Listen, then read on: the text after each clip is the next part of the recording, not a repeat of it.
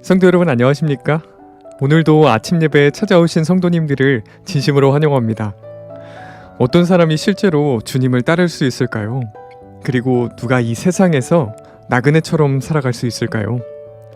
오늘 말씀을 통해서 하늘에 가기 위해 기꺼이 십자가를 지는 믿음이 어떤 것인지 함께 묵상해보는 귀한 시간 되시길 간절히 바랍니다. 이제 기도하겠습니다. 하늘에 계신 아버지, 아침 예배의 자리로 저희를 불러주시고 말씀을 들을 수 있도록 인도해 주셔서 감사합니다. 이 시간 말씀을 통해서 하늘의 소망을 더 깊이 새기게 하시고 어떤 상황 속에서도 하나님을 믿고 담대히 나아갈 수 있도록 인도하여 주시옵소서. 또한 이 험악한 세상 속에서 말씀을 통해 주님의 품 안에서 보호받을 수 있도록 저희를 인도하여 주시옵소서. 오늘도 말씀을 전하시는 목사님과 말씀을 듣는 모든 성도들이 진리로 하나 될 수 있도록 성령 하나님께서 역사하여 주시옵소서. 예수님의 이름으로 기도드립니다. 아멘.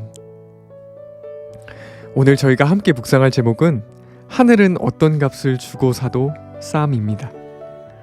이제 목사님께서 교제를 통해서 권면의 말씀을 전해주시겠습니다. 성도 여러분 안녕하십니까? 오늘 참 하나님의 은혜와 사랑이 우리 모두에게 충만하길 바랍니다. 오늘 말씀 제목이 무엇입니까? 오늘 말씀은 하늘은 너무나 고귀하고 가치가 있기 때문에 값을 주고 살 수 없다 하는 내용입니다. 요한계시록 22장 17절을 보겠습니다. 원하는 자는 값없이 생명수를 받으라 하시더라. 성도 여러분, 그렇습니다. 영원한 생명은 값없이 선물로 받는 것입니다. 하나님께서는 왜 이 영생을, 이 귀한 영생을 값을 받지 않고 거저 주실까요? 왜냐하면 값으로 매기기에는 너무나 큰 희생이 치루어졌기 때문입니다. 성도 여러분, 우리에게 하늘을 주기 위해서 하나님의 아들이 피를 흘리고 돌아가셨습니다. 십자가의 가치를 우리가 어떻게 값으로 매길 수 있겠습니까? 불가능한 것입니다. 에덴 동산 이후 6,000년 동안 온 하늘이 총동원되어서 저와 여러분을 구하기 위해서 사탄과 악령들과 치열한 전쟁을 하고 있습니다. 성도 여러분, 우리가 그 가치를 값으로 매길 수 있을까요? 매길 수 없는 것입니다. 그래서 구원은 거저 주시는 선물로 우리가 받게 되는 것입니다. 그 선물과 은혜 앞에서 우리가 어떻게 살아야 할까요? 성도 여러분, 구원은 선물입니다. 그러나 예수께서는 놀라운 말씀을 주셨습니다. 누가복음 14장 27절, 오늘 본문 성경절입니다. 누구든지 자기 십자가를 지고 나를 쫓지 않는 자는 능히 나의 제자가 되지 못하리라. 성도 여러분, 구원은 거저 주는 선물인데 왜 십자가를 져야만 주님을 따라갈 수 있을까요? 왜냐하면 하나님과 천사들만 이 세상에 있는 것이 아니기 때문이죠.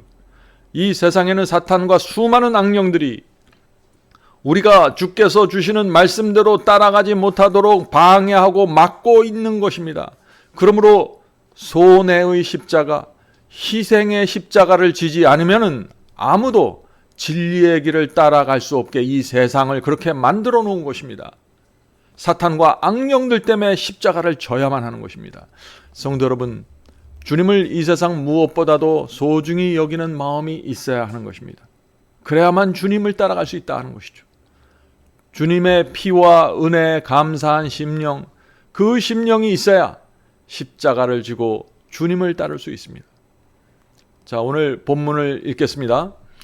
능력과 재능이 있는 사람들 중 다수가 그리스도인의 길을 여행하기로 선택하지 않는다는 것은 명백한 사실이다.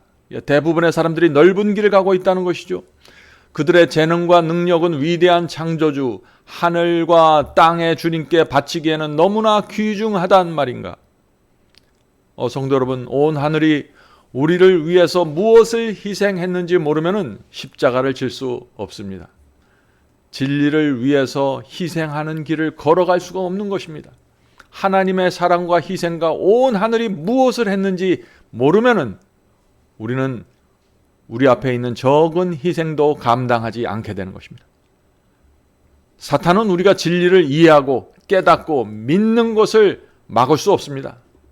우리가 성경을 공부하는 것을 사탄은 막을 수 없습니다. 그런데 사탄이 할 수 있는 것이 있는데 그것이 무엇일까요? 그것은 세 가지입니다. 이 세 가지를 통해서 우리가 주님을 따르는 길을 막고 있는 것입니다. 그러므로 이 세 가지를 극복해야 십자가를 지고 주님을 따를 수 있다 하는 것입니다. 자, 첫 번째, 돈과 명예와 쾌락입니다. 사탄은 진리대로 살고자 하는 우리의 마음을 흔들어 놓기 위해서 돈과 명예와 쾌락으로 유혹합니다. 그래서 돈을 사랑하는 사람들, 명예와 쾌락을 쫓아다니는 사람들은 진리를 붙잡고 끝까지 갈 수 없게 되는 것입니다. 자, 두 번째는 희생과 손해입니다. 사탄은 희생과 손해를 우리가 보아야만 진리대로 살 수 있게 이 세상을 그렇게 만들어 놓았습니다. 그래서 말씀대로 순종하려고 하면 가족이 반대하는 일이 생기고 직장에 문제가 생기고 장사의 손해를 보아야 하는 상황이 생길 수 있는 것입니다. 성도 여러분, 희생과 손해를 감수해야만, 반대를 감수해야만, 전진하는 그 믿음이 있어야만 순종의 길을 갈 수 있는 것입니다. 예수님을 따라갈 수 있다는 것입니다. 자, 세 번째, 군중 심리입니다. 사탄은 군중 심리를 이용해서 말씀대로 살려고 하는 성도들을 압박합니다. 이 진리를 모르는 사람들을 이용해서 이 사탄이 우리를 외롭게 만들고 고립시킵니다. 핍박하고 반대를 받게 만듭니다. 성도 여러분, 군중의 압력과 충돌하면서 밀고 나가는 신앙이 없으면 말씀대로 살 수 없습니다. 두려워서 뒤로 돌아가게 되는 것입니다. 순종의 길을 걸어갈 수 없다 하는 것입니다. 자, 본문 계속 읽겠습니다. 그리스도께서 십자가에서 내려와 그들이 바라던 그런 방식으로 나타나신다면 많은 사람이 그분의 추종자가 될 것이다. 그분께서 부와 쾌락을 가지고 오신다면 많은 사람이 그분을 기쁜 마음으로 영접하고 서둘러 모든 사람의 주로서 면류관을 씌워 드릴 것이다. 그분이 굴욕과 고통을 제쳐놓으시고 누구든지 나를 따라오려거든 자기를 기쁘게 하고 세상을 즐겨라. 그러면 그는 내 제자가 되리라고 외치기만 하신다면 수많은 무리가 그분을 믿을 것이다. 그러나 복된 예수님은 다름 아닌 온유하고 겸손한 십자가에 못 박히신 분으로 우리에게 다가오실 것이다. 우리가 내세에서 면류관을 받기 원한다면 우리는 이곳에서, 이 땅에서 그분의 자기 부정과 고통에 참여해야 한다. 성도 여러분, 이 말씀은 정말 우리가 날마다 생각해 보아야 할 말씀입니다. 그리스도께서는 태어나실 때부터 죽는 순간까지 사람들의 기대를 만족시키지 않았습니다. 사람들의 기대를 좌절시켰습니다. 예수께서 예루살렘 대제사장의 가문에서 태어나셨으면 사람들은 예수님을 환영했을 것입니다. 크게 반겼을 것입니다. 그러나 예수께서는 가난한 마리아를 통해서 마국간에서 태어나셨습니다. 이 세상이 도무지 인정해 줄 수 없는 그런 모습으로 이 세상에 오신 것입니다. 그래서 겸손하고 성령의 인도하심을 받는 사람이 아니면 아무도 주님을 알아볼 수 없게 이 세상에 오신 것입니다. 성도 여러분, 예수께서 그 당시 바리새인들의 가르침에 어느 정도 맞추어 주었으면, 그런 식으로 설교를 했으면 예수님은 크게 환영받았을 것입니다. 예수께서 그 당시 유대 교단을 인정해주고 지지해 주었으면 그 당시 예루살렘은 크게 예수님을 반겼겠죠. 예수께서 내 자신을 부인하고 십자가를 지지 않으면 나를 따라올 수 없다고 하지 않았으면 그 당시 사람들은 좋아했을 것입니다. 그러나 예수께서 그렇게 하지 않으셨습니다. 왜 그러셨을까요? 예수님의 목적은 처음부터 끝까지 오직 하나였습니다. 그것은 사람들을 죄와 욕심과 이기심과 교만과 세속에서 구원하는 것이었습니다. 그래서 좁은 길로 가라고 하셨고 하나님의 뜻대로 행하지 않으면 천국 갈 수 없다고 말씀하셨고 사람들의 세속적인 기대를 철저하게 무너뜨린 것입니다. 이 세상에 대한 아무런 소망도 갖지 말라고 호소하신 것입니다. 성도 여러분, 예수님을 따라간다는 것이 무엇일까요? 오늘 아침에 깊이 생각해 보시길 바랍니다. 자, 계속 본문 읽겠습니다. 하나님의 말씀은 좁은 길을 넓게 만들지 않았다. 예수께서는 좁은 길을 가라고 하셨는데 이 성경 말씀을 넓은 길로 해석하고 받아들이면 큰일 난다는 것입니다. 경건의 모양만을 쓰고 십자가를 지거나 환난을 당하지 않는 길을 발견했다면 그들은 우리 구주께서 걷지 않는 길을 가는 것이다. 그리스도께서 우리 앞에서 제시하신 것과는 다른 모본을 따라가는 것이다. 이 말씀이 무슨 뜻입니까? 우리가 신앙하면서 십자가 지지 않고 고난을 피해서 신앙한다면, 그런 식으로 해서 구원을 받으려고 한다면 그것은 주님을 따르는 것이 아니라는 것입니다. 계속해서 읽겠습니다. 우리에게 성결과 하늘을 주기 위하여 예수께서 하늘에 더 없는 영광과 행복을 떠나셔서 가난과 깊은 고난의 생애를 견디시고 잔인하고 수치스러운 죽음을 당하신 것이 충분하지 않다는 말입니까? 예수님의 그토록 위대한 자기 낮춤과 사랑의 대상이 되기에 무가치한 우리가 이 세상에서 구속주가 받으신 것보다 더 나은 대접을 받으려고 하는 것이 있을 수 있는 일인가? 얼마나 간절한 호소입니까? 성도 여러분, 예수께서는 충분히 고난 당하셨습니다. 평생 가난에 시달리면서 살았습니다. 바리새인과 율법사들에게 충분히 업신여김 당하고 무시당했습니다. 아무도 그를 인정하지 않았습니다.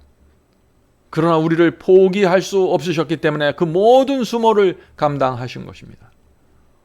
우리가 받는 이 고난은 주께서 받으신 그 고난과 비교할 수도 없습니다. 너무나 작은 것들이죠.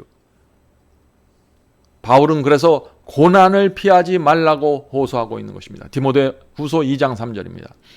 너는 그리스도 예수의 좋은 병사로 나와 함께 고난을 받으라. 성도 여러분, 고난을 피하면 예수님의 좋은 군사로 세워질 수 없습니다. 그래서 바울도 나와 함께 고난을 받자고 호소했던 것입니다.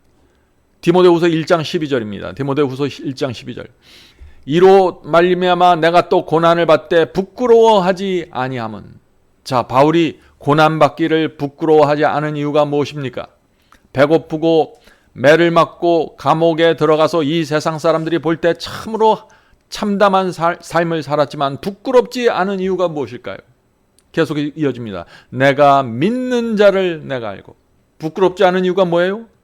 내가 믿는 하나님이 어떤 하나님인지 알기 때문에 부끄러워하지 않겠다는 것입니다.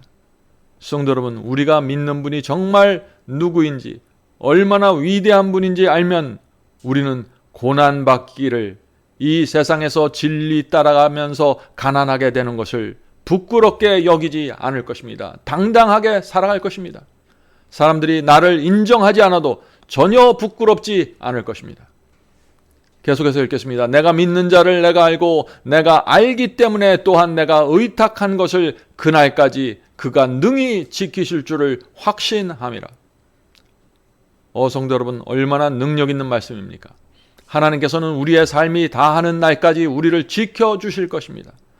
하늘 생명책에 우리의 이름을 기록해 놓고 우리를 구원하시는 그날까지 우리를 인도하시고 지켜주신다는 것입니다. 어떻게 할 때요? 우리가 내 자신을 부인하고 십자가를 지고 주님을 바라보면서 따라갈 때 우리를 그렇게 지켜주신다는 것입니다. 우리가 좁은 길을 피하지 않고 고난 당하기를 부끄러워하지 않는다면 주께서도 우리를 끝까지 붙잡아 주신다는 것입니다. 자, 마지막 본문 읽겠습니다. 자기 부정과 십자가가 없다면 하늘 가는 길은 얼마나 쉬울까? 세상 사람이 얼마나 많이 그 길로 몰려들고 그 수를 헤아릴 수 없을 정도로 많은 위선자들이 그 길을 걸어갈 것인가? 십자가, 자기 부정을 인해서 하나님께 감사하자. 구주께서 우리를 위해 견디신 치욕과 수치는 그분의 피로 산바되어 구원받은 자들에게는 지나치게 굴욕적인 것이 전혀 아니다. 하늘은 실로 너무 값이 쌀 것이다. 오늘 우리가 읽은 말씀은 정말 우리 마음에 큰 감동과 도전을 주는 말씀입니다. 성도 여러분, 사탄은 주님을 따르지 못하게 하기 위해서 우리가 가는 길에 유혹과 시련을 뿌려놓았습니다. 그러나 하나님께서는 그런 것들을 통해서 상황을 역전시키는 것입니다. 우리 마음을 정결케 하시고 우리가 오히려 하늘만 바라보도록 만들어 주시고 인도해 주시는 것입니다. 사탄의 공격을 하나님은 역전시켜서 우리의 마음을 정결하게 연단시켜 주시는 것입니다. 이 땅에서 사탄의 공격을 받고 고난당하면서 우리 마음에 있는 세속과 쓰레기들이 치워지게 된다는 것입니다. 불로 연단한 금, 즉 시련 속에서 연단한 믿음을 갖게 될 것입니다. 사탄이 우리를 공격할 것이지만 우리가 주께서 가신 길을 피하지 않고 따라간다면 승리는 우리의 것이 될 것입니다. 그것이 성경이 우리에게 주는 약속입니다. 성도 여러분, 우리가 주님을 따를 때 받는 고난이 무엇입니까? 엄청난 환난을 받나요? 누가 진리대로 살고자 하면 목숨을 위협받습니까? 지금 이 시대는 그런 시대가 아니죠. 지금 우리가 감당해야 할 고난은 전혀 그런 것이 아닙니다. 아마 바울이 부활해서 오늘날 그리스도인들이 받고 있는 고난이 무엇인지 본다면 웃었을 것입니다. 왜냐하면 1세기의 고난에 비하면, 초대교회 교인들이 당했던 그 고난에 비하면 아무것도 아니기 때문이죠. 성도 여러분, 우리가 지금 당하는 고난은 아무것도 아닙니다. 지금은 고난 때문에 불평할 수 있는 시대가 아닙니다. 마지막으로 베드로전서 말씀을 읽겠습니다. 베드로전서 4장 16절. 만일 그리스도인으로 고난을 받으면 부끄러워하지 말고 도리어 그 이름으로 하나님께 영광을 돌리라. 아멘. 자, 오늘 말씀을 생각하면서 기도하겠습니다. 하늘에 계신 아버지, 주께서 이 땅에 오셔서 사셨던 그 모습을 저희의 마음에 새겨 주시옵소서. 어떻게 사셨고, 어떻게 반대하는 사람들을 대했고, 어떻게 진리를 지키셨고, 어떻게 기도하셨고, 어떻게 하나님의 뜻을 이 땅에 세우셨는지 우리가 그 모습을 기억하면서 주님을 따를 수 있도록 도와주시옵소서. 날마다 나를 부인하고 십자가를 지는 경험이 무엇인지 알 수 있도록 도와주시옵소서. 하늘에 계신 아버지, 우리는 단지 죄를 안 지으려고 노력하는 사람들이 아닙니다. 우리는 단지 유혹을 물리치는 데서 끝나는 사람들이 될 수 없습니다. 하늘에 계신 아버지, 저희는 이 땅에서 하나님의 성품과 그리스도의 향기를 품어내기를 원합니다. 성령께서 날마다 저희 마음에 역사하셔서 이 세상에서 찾을 수 없는 아름다운 정서와 품성과 향기가 나올 수 있도록 역사해 주시옵소서. 하늘에 계신 아버지, 저희 속에 이기심이 있습니까? 교만을 품고 있습니까? 이 시간에 다 내려놓고 하나님께 갈 수 있도록 도와주시옵소서. 오늘 함께 예배드리고 말씀 상고하고 기도하고 있는 이 영혼들을 주께서 아시오니 각자의 형편대로 인도해 주시고 하늘 가는 길 벗어나지 않도록 지켜주시옵소서. 예수님의 이름으로 간절히 기도드립니다. 아멘.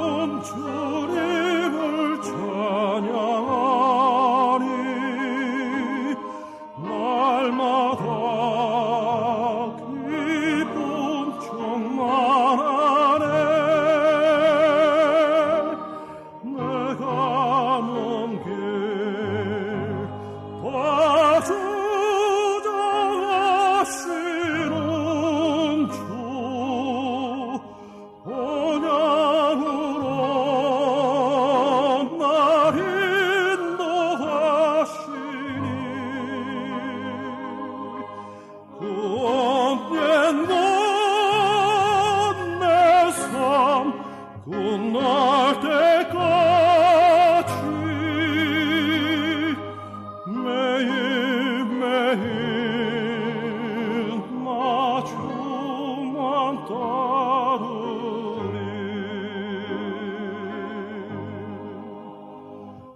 나는 비록 약하고 흔들리나 사랑의 주님만 바라보네. 내 주님은 내 곁에 늘 계시니 내 믿음 강건하여지네. 내 가는 길 다 주장하시는 주 본향으로 날 인도하시니 그 언젠가 내 삶 끝날 때까지 매일매일 나 주만